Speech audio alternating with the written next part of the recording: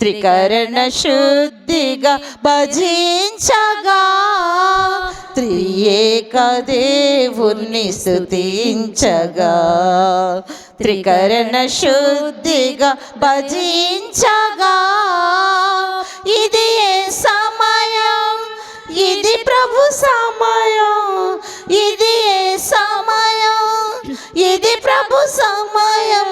ప్రార్థింపగా ప్రణుతించగా, ప్రార్థింపగా ప్రణుతించగా స్వాగతం సుస్వాగతం దైవ తనయ ఘన స్వాగతం. ఈ దేవి బలిభూజలో పసల విజయ్ కుమార్ వారి కుటుంబం కోసము తన రాయబాయ పరీక్ష విజయం సాధించి గవర్నమెంట్ ఉద్యోగం కోసం ఎదురు చూస్తుండగా ప్రభు దీవించి ఆశీర్వదించమనియం, కుటుంబంలో శాంతి సమాధానం అందరికీ ఆరోగ్యం దయచేయమనియం, నేడు పారా మరియన్న గారి యొక్క జ్ఞాపకార్థం చేస్తుండగా ఆ బిడ్డకు ఆత్మకు నిత్య విశ్రాంతి కలగాలని, పారా నిర్మల మేరీని ఆత్మకు నిత్య విశ్రాంతి కలగాలని మనము ప్రార్థించదము. పరలోకమందునడు మా యొక్క తండ్రి, మీ నామం పూజింపబడిన గాక, మీ రాజ్యం వచ్చిన గాక, మీ చిత్తము పరలోకమందు నెరవేరినట్లు భూలోకమందు నెరవేరును గాక. నానాటికి కావలసిన మాయన్నము మాకు నేటికి ఇవ్వండి, మా యొక్క అప్పపడిన వారిని మన్నించినట్లు మా అప్పులను మీరు మన్నించండి, మమ్ము శోధనయందు ప్రవేశింపనివ్వక కీడు నుండి మమ్ము రక్షింపుడు. ఆమేన్. దేవవర ప్రసాదముల చేత నిండిన మరియమ్మ వందనము. ఏలిన వారు మీతో ఉన్నారు, స్త్రీలలో ఆశీర్వదింపబడిన వారు మీరే, మీ గర్భఫలము యేసు ఆశీర్వదింపబడిన వారు. పరిశుద్ధ మరియమ్మ సర్వేశ్వరుని మాత, పాపాత్ములైన మా కొరకు ఇప్పుడును మా మరణ సమయమందు ప్రార్థింపుడు. ఆమేన్. పితా పుత్ర పవిత్ర ఆత్మ మహిమ కలుగును గాక, ఆదిలో కలిగినట్లు ఇప్పుడును ఎల్లప్పుడూ సదాకాలం కలుగును గాక. ఆమేన్. యేసువా స్తోత్రం, యేసువా స్తోత్రం, యేసువా స్తోత్రం, యేసువా స్తోత్రం, యేసువా స్తోత్రం, యేసువా స్తోత్రం, యేసువా వందనం, యేసువా వందనం, యేసువా వందనం, యేసువా వందనం, యేసువా వందనం, యేసువా వందనం, యేసువా మీకే స్తుతి ఆరాధన, యేసువా మీకే స్తుతి ఆరాధన, యేసువా మీకే స్తుతి ఆరాధన, యేసువా మీకే స్తుతి ఆరాధన, యేసువా మీకే స్తుతి ఆరాధన, యేసువా మీకే స్తుతి ఆరాధన, యేసువా మీకే మహిమ, యేసువా మీకే మహిమ, యేసువా మీకే మహిమ, యేసువా మీకే మహిమ, యేసువా మీకే మహిమ, యేసువా మీకే మహిమ. హల్లెలూయా, హల్లెలూయా, హల్లెలూయా, హల్లెలూయా, హల్లెలూయా, హల్లెలూయా, హల్లెలూయా, హల్లెలూయా. నేను నా మందను వెదకుదును, వానిని పోషించుటకు నేనొక కాపరిని నియమించదను. ప్రభుడు అయిన నేను వానికి దేవునిగా ఉండగా అని ఉండును అని ప్రభువు నుడివచ్చున్నాడు. త్రితేక సర్వేశ్వర నామమున మనం ఆశీర్వదింపబడుతూ పితా పుత్ర పవిత్రాత్మ నామమున ఆమేన్. మన నాథుడైన యేసుక్రీస్తు కృప, సర్వేశ్వరుని ప్రేమ, పవిత్రాత్మ సహవాసము మీ అందరితో నుండి గాక, మీ ఆత్మతో ఉండుగాక.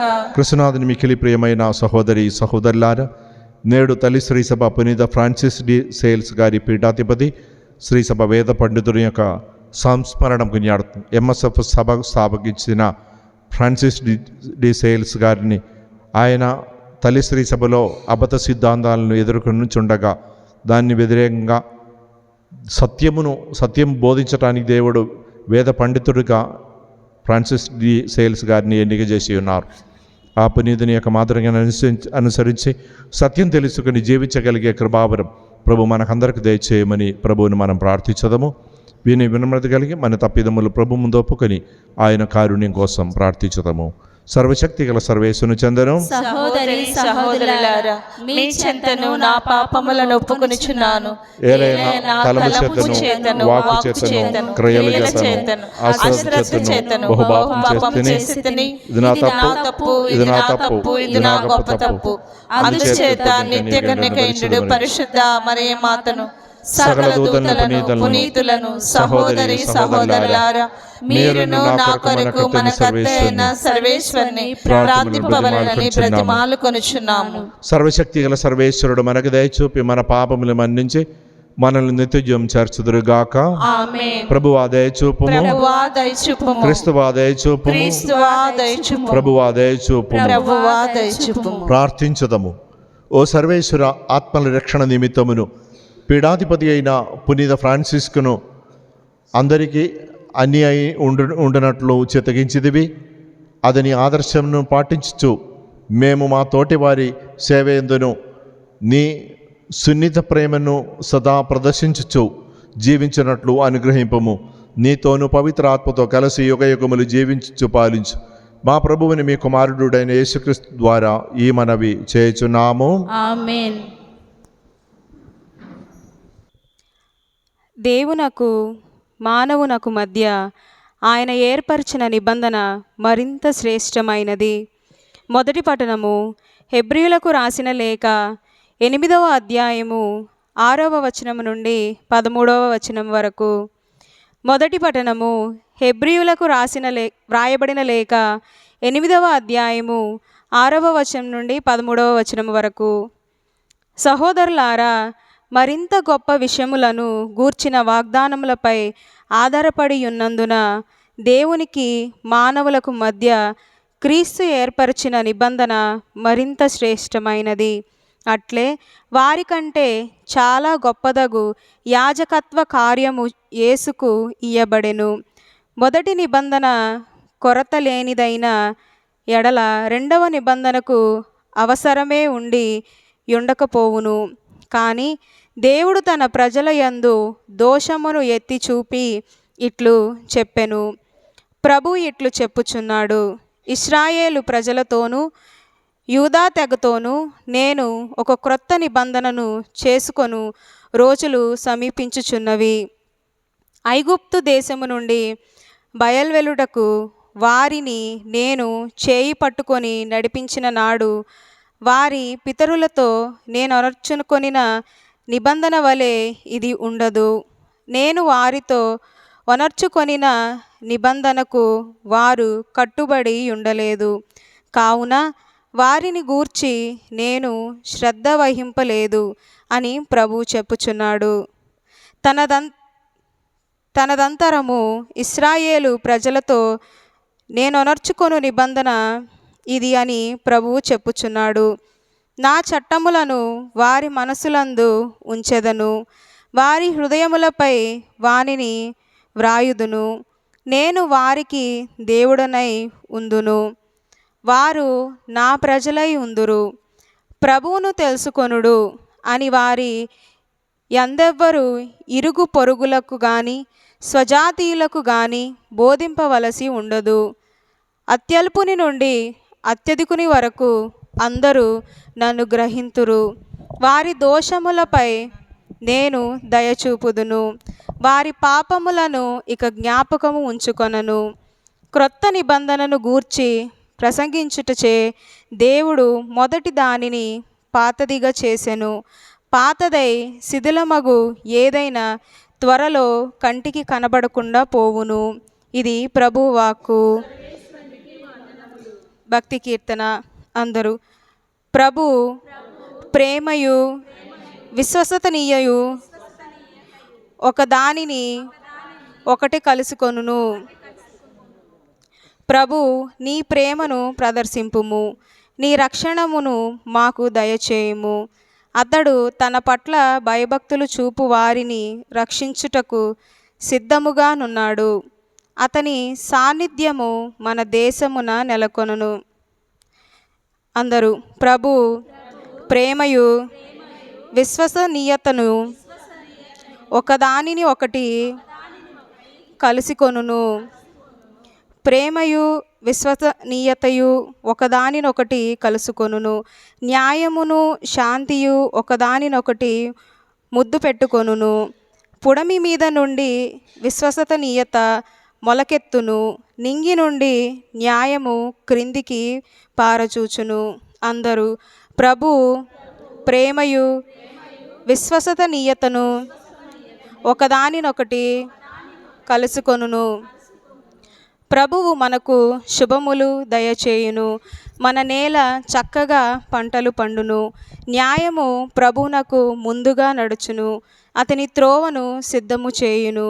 అందరూ ప్రభువు ప్రేమయు విశ్వసనీయతయు ఒకదానినొకటి కలుసుకొనును.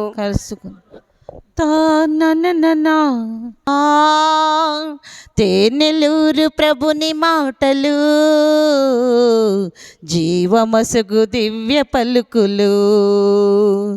తేనెలూరు ప్రభుని మాటలు, జీవమసుగు దివ్య పలుకులు. వినరండి కనరండి, వినరండి కనరండి, వాక్యానుసారం నడువగరండి, వాక్యానుసారం నడువగరండి.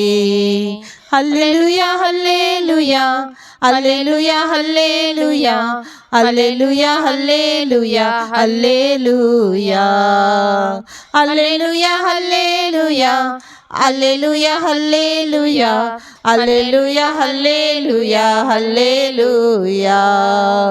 గలిలయ సముద్రాన పేతురు పడవెక్కి వినిపించిన వాక్కులు, బెతనయపురమున మాతమ్మ ఇంటిలో ఆలకించిన వాక్కులు.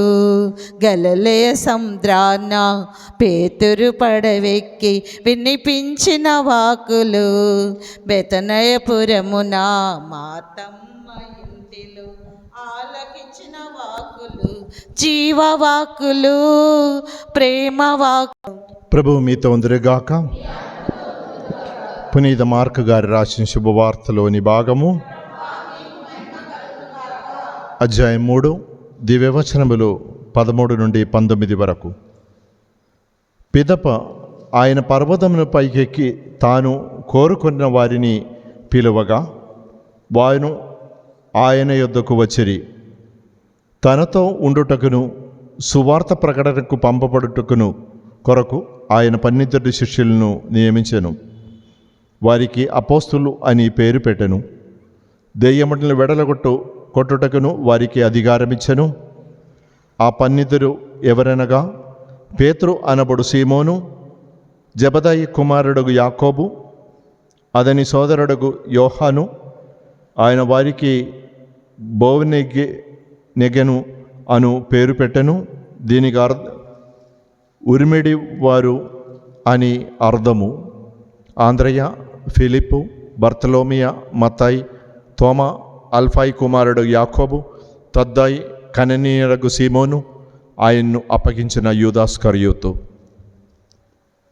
ఇది క్రీస్తు సువిశేషము. క్రీస్తునాథుని మిక్కిలి ప్రియమైన సహోదరి సహోదరులారా, ప్రభు తనకు కావలసిన వారిని ఎన్నిక చేస్తున్నారు. అనేక మంది శిష్యులు ఆయనకు ఉన్నారు. వారిలో నుండి 12 మందిని దేవుడు ప్రత్యేకంగా ఎన్నిక చేస్తున్నారు. వారి ఎన్నిక చేసి వారికి అపోస్తులని పేరు ఒసగుతున్నారు. ఎవరిని ఎన్నిక చేయలేదు, ఆయన ఇష్టం. ఆయన ఎన్నిక చేసేది 3 కార్యం కోసం. మొదటిది ఆయనతో ఉండుటకును, రెండవది పంపబడుటకు, సువార్త ప్రకటించడానికి పంపబడుటకు, మూడవది దెయ్యములను వెడలగొట్టడానికి. ఈ అధికారం మనకందరికీ దేవుడు ఇచ్చి ఉన్నారు. దేవుడు మనల్ని ఎన్నిక చేశారు, మనమే ఎన్నిక చేయబడలేదు, మనమే ఆయన్ని ఎన్నిక చేయలేదు. యోహాను శుభవార్త 15వ అధ్యాయం 16వ వచనం, మీరు నన్ను ఎన్నిక చేయలేదు కానీ నేను మిమ్ము ఎన్నిక చేసి ఉన్నా. దేనికోసము? ఆయనతో ఉండుటకు. ఆయనతో ఉండుటకు అని చెప్పినప్పుడు మనకు వెంటనే గుర్తు రావాల్సింది మరియమ్మ గారు, లాజరు సహోదరి మరియమ్మ గారు ఆయన పాద సన్నిధానంలో కూర్చొని ఆయన వాక్కు ఆలగిస్తున్నారు. అప్పుడు మార్తమ్మ వచ్చి కంప్లైంట్ చెప్పారు, ఇదిగో అన్ని పనులు నా మీద పెట్టేసి ఈమె నీ పాద సన్నిధానంలో కూర్చున్నారు, ఆమెను నాకు సహాయం చెట్టుకు పంపమని చెప్పినప్పుడు మార్తమ్మ నీవు అనేక విషయం సతమతమవుతున్నారు, కానీ అవసరమున్నది ఒకటే, ఈమె ఉన్నతమైన దాన్ని ఎన్నిక చేసి ఉన్నారు, అది ఆమె నుండి తీసివేయబడదు. పంపబడుటకును యోహాను శుభవార్త 20వ అధ్యాయం 21వ వచనం, నా దేవుడు నన్ను తండ్రి నన్ను పంపినట్లు నేను మేము పంపుచున్నాను. సువార్త బోధించటానికి, దెయ్యములను వెడలగొట్టడానికి అనేక శక్తులు ఈ లోకంలో ఉన్నారు. ఆ శక్తులు జనులను పీడిస్తూ ఉంటారు. ఆ పీడ నుండి విడుదల కావాలి. విడుదల వస్తే వాడు క్రీస్తువే. కనుక పిశాచును జయించిన వాడు క్రీస్తు. కనుక పిశాచు నుండి వారిని వెడలగొట్టి స్వతంత్రులుగా చేయాలి. స్వాతంత్ర్యం మనిషిగా జీవించాలంటే యథార్థమైన స్వాతంత్ర్యం ఉండాలి. స్వాతంత్ర్యంలోనికే దేవుడు మనల్ని సృష్టించేది, ఆ స్వాతంత్ర్యంలోనికే ఆయన మనల్ని పిలిచేది. కనుక మన బాధ్యతలను ఎవరిని ఎన్నిక చేశారు? 12 మంది పేరిచ్చారు. 12 మందిలో అనేక రకరకాలైన మనుషులు ఉన్నారు. అందరూ చేపలు పట్టేవాళ్ళు, సుంగర్లు, చదువుకున్న వాళ్ళు, చదువు లేని వారు, అనేక స్థాయిలో ఉన్నవారు దానిలో ఉన్నారు. ప్రభు తనను అప్పగించపోయి యూదాస్కరియోతును కూడా దేవుడు ప్రభు ఎన్నిక చేశారు. కాబట్టి ఎవరిని ఎన్నిక చేయాలి? దానిలో తాగబోతూ ఉండవచ్చు, యుద్ధం చేసి విప్లవకారులు ఉన్నారు. ఇవన్నీ ఎన్నిక చేసి ఆయన తెలుసుకుని ఎన్నిక చేసేది అటువంటి వారిని. కావున దేవునికి సంకల్పం ఉంది. ఆ సంకల్పానుసారం జీవించాలి. యూదాస్కరియోతు గురించి ప్రభు అనేది అతడు జన్మించక ఉండే బాగుండేది. దేవుడు ఆ విధంగా చెప్పటానికి అవకాశం మనం వసకకూడదు. దేవునితో ఉండాలి. ఆయన పక్షంలో ఉన్నారా? ఆయన ఉద్దేశానుసారం మనం జీవిస్తున్నామా? ఆయన పక్షమున ఉండే ఆయన ఏ పని మనకు అప్పగించి ఉన్నారో ఆ పనిని మనం చేస్తూ ఉండాలి. ఆయన ఆ ఇచ్చిన పని సువార్త బోధయే. సువార్త బోధ అంటే సువార్త ఏంటి అని మనం విశ్వసించాలి, అనుభవించాలి. అనుభవించిన దాన్ని గురించే మనం చెప్పగలిగేది.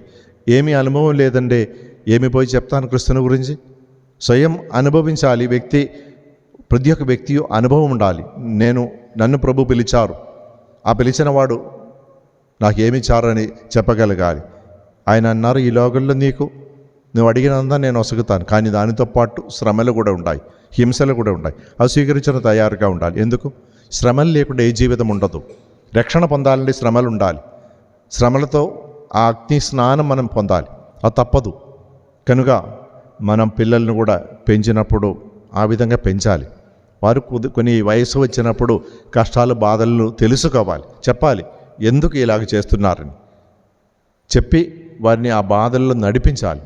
ఈరోజు సాయంకాలం ఒకరితో మాట్లాడుతుండగా, తన తమ్ముడి గురించి మాట్లాడుతుండగా, వారి కుటుంబం సరిగా లేదని ఆయన అన్నయ్య అంటున్నారు. ఎందుకు?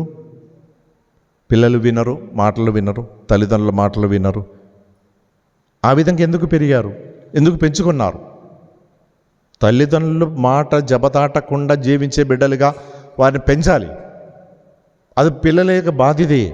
కారణం దేవుడే వారికి జీవం ఇచ్చి ఉన్నారు. కనపడే దేవుడులే తల్లిదండ్రులు. వారి మాటలకు జబదాటకూడదు. ఒకవేళ పొరపాటు జరిగిందంటే సాయంకాలం వచ్చి చెప్పాలి, పొరపాటు జరిగిపోయింది, నేను క్షమించమని. ఏ తండ్రి క్షమించకుండా ఉంటారా? కనుక మనల్ని అందరినీ దేవుడు ఎన్నిక చేసేది తన యొక్క సువార్తను బోధించడానికి, ఆయనతో ఉండి పిశాచులను వెడలగొట్టాలి. మన జీవితంలో ఉండకూడదు, పిశాచు ఉండకూడదు. పిశాచుకి లోబడే విధంగా మనం జీవించకూడదు. పిశాచుకి లోబడే విధంగా జీవించేది మనం ఈ లోక ప్రమాణం అనుసరించినప్పుడు పిశాచు మనల్ని బాధిస్తూ ఉంటారు. పాపం చేసినప్పుడు పాపం చేసిన వ్యక్తితో పిశాచు పాపం చేయడానికి ఎప్పుడు పూనుకొని ఉండదు పిశాచు, మనల్ని పాపం చేయించడానికి. కనుక మనం కడ్డు జాగ్రత్తగా ఉండాలి. ఈ లోకంలో జీవించినప్పుడు అంధకార శక్తులు ఉన్నాయి, చుట్టుపక్కల అంధకార శక్తులను మనం ఆవరించదు. కానీ మనం ఆ శక్తులకు లోబడే విధముగా జీవిస్తే, మన ఆలోచన, ప్రవృత్తి, మనస్సు ఆ విధంగా ఉంటే అది మనల్ని చుట్టుముట్టు మనల్ని పీడిస్తూ ఉంటారు. కావున స్వతంత్రులుగా జీవించడానికి దేవుడు మనల్ని ఎన్నిక చేసేది. యోహాను శుభవార్త 8వ అధ్యాయం 31-32 వచనం. యోహాను శుభవార్త 8వ అధ్యాయం 31-32.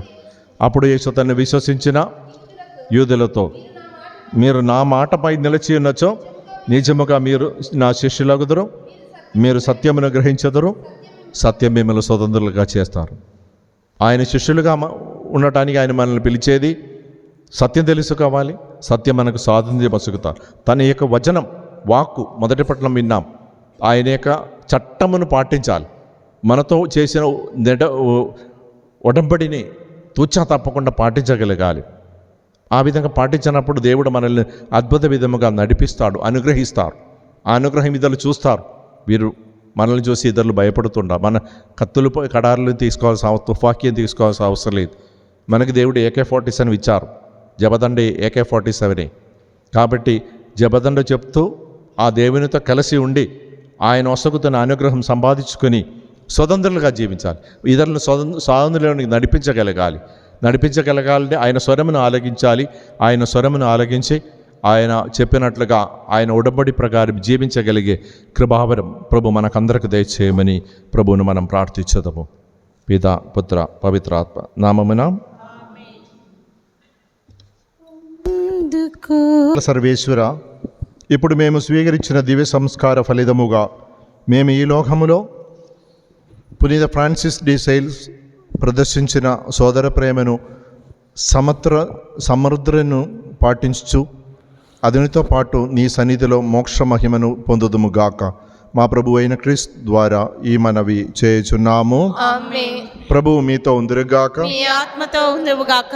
సర్వశక్తి గల సర్వేశ్వరుడు పిత పుత్ర పవిత్రాత్మ మిమ్మల్ని అందరినీ ఆశీర్వదించి దీవించి కాచి కాపాడుదురుగాక. ఆమేన్. వెళ్ళి క్రీస్తు ప్రేమలో జీవించదము. సర్వేశ్వరునికి వందనము.